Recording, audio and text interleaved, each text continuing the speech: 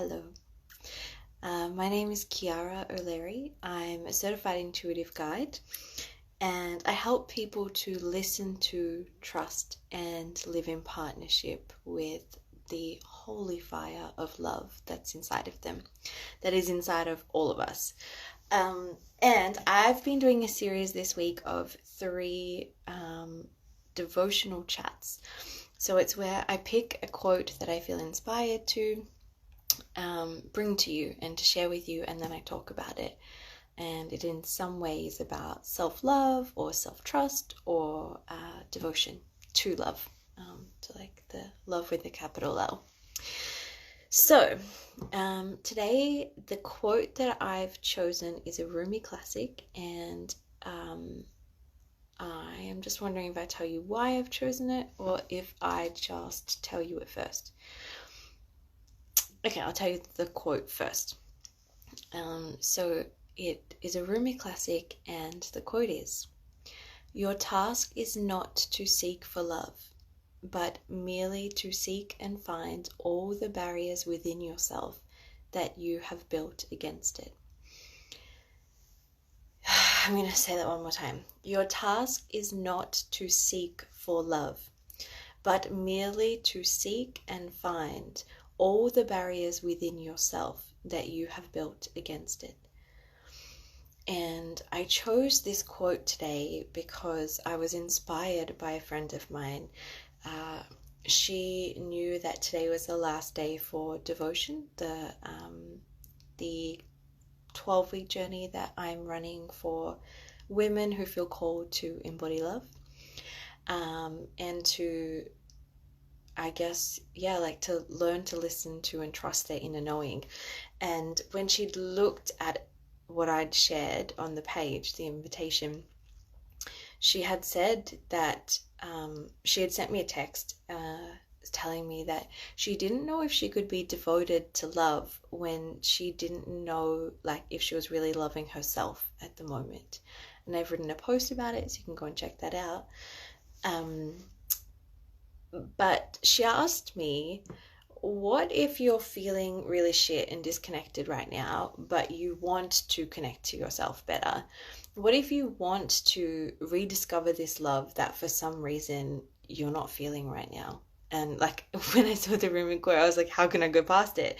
Your task is not to seek for love, but merely to seek and find all the barriers within yourself that you have built against it. And so, okay, let me start feeling into what I would say about that. So the key thing that stands out for me is that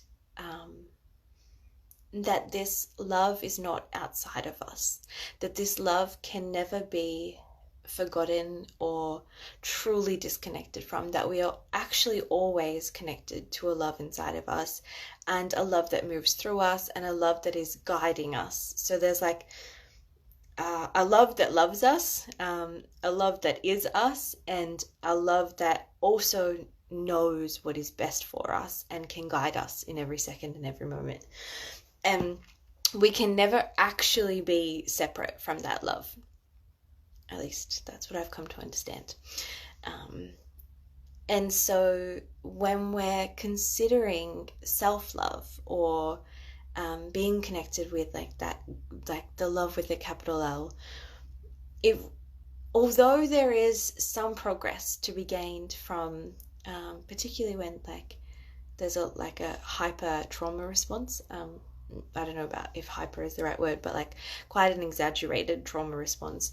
There is progress to be made in the medicine of small joys.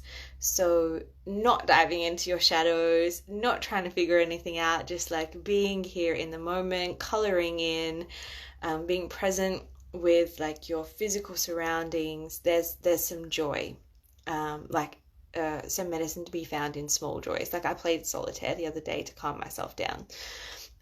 There's some beauty in things like that. But truly, if we want to rediscover this love inside of ourselves, I actually feel like it is an excavation job. It's if truly the love is already always within, then it's just this unpacking of like, what did I put on top of it that means that I don't feel it right now? And how can I remember it's always there? And I did my first devotional chat um, on a love that is always there, that if you're kind of like reaching for love, it's also love reaching for you. So you can totally check that out.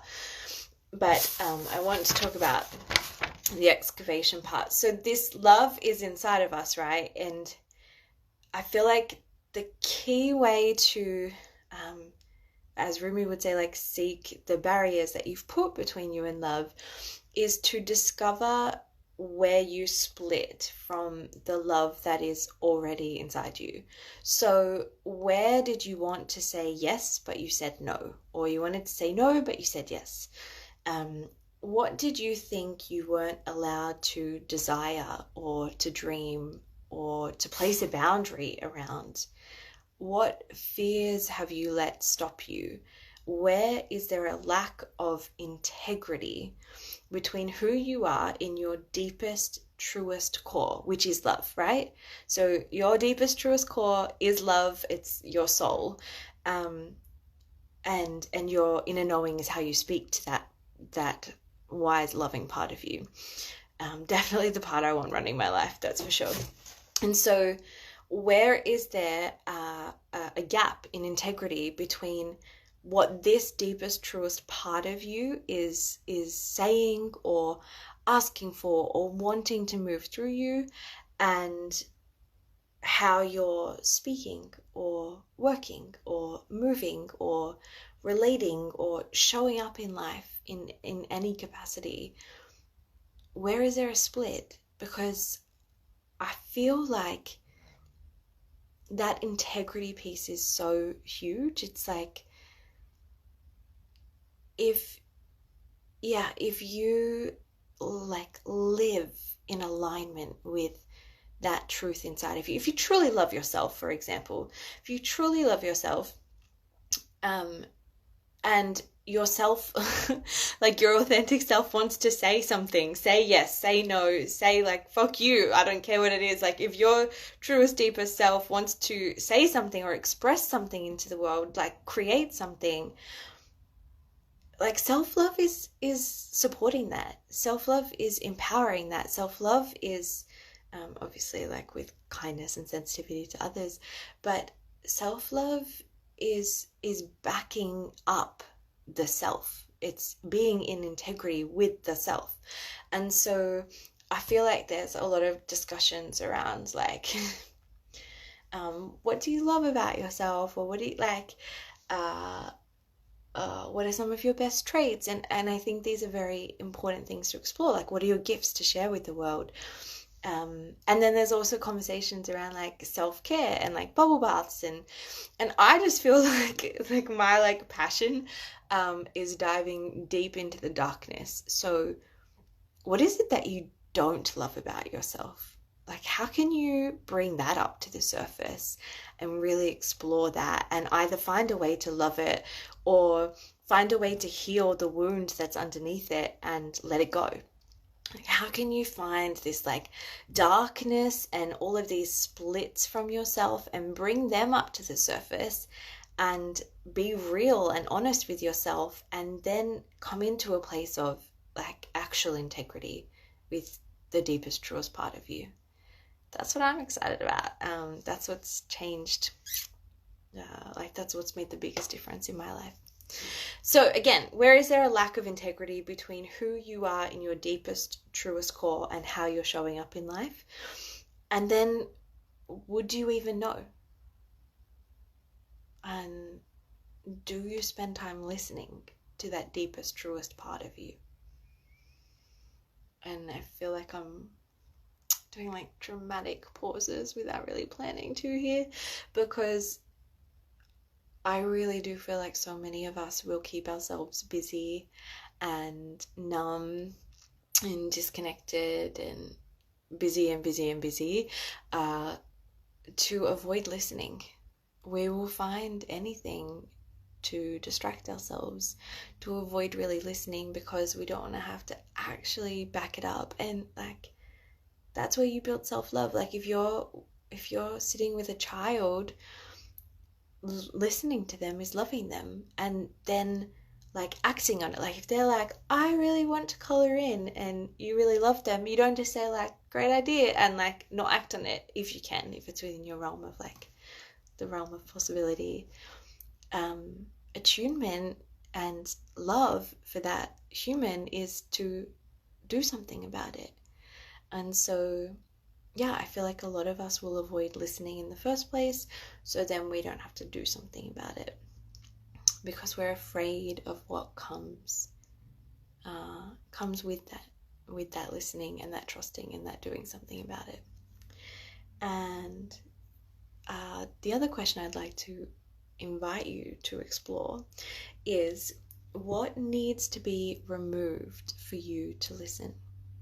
So what fear may you need to sit with and be okay with, or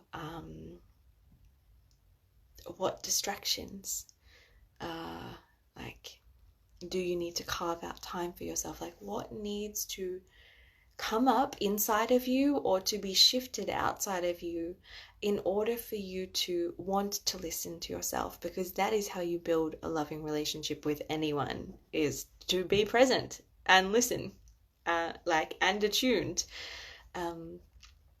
So yeah, I guess that's most of what I wanted to say about this. Is the like core piece of it is that the love is already inside you. And if you're wanting to explore how you can feel more love in yourself or for yourself, and love for life and love for other people and creativity and love and all of that, if you're wanting to explore that, I would recommend seeing what you can remove that's in the way of that, because you don't need to find love. It is already inside of you. It's already sitting right there, trying to connect with you in every second and every moment. And it's about gifting yourself with the feeling and listening and possibly excavation work to re-feel that, but it's already there.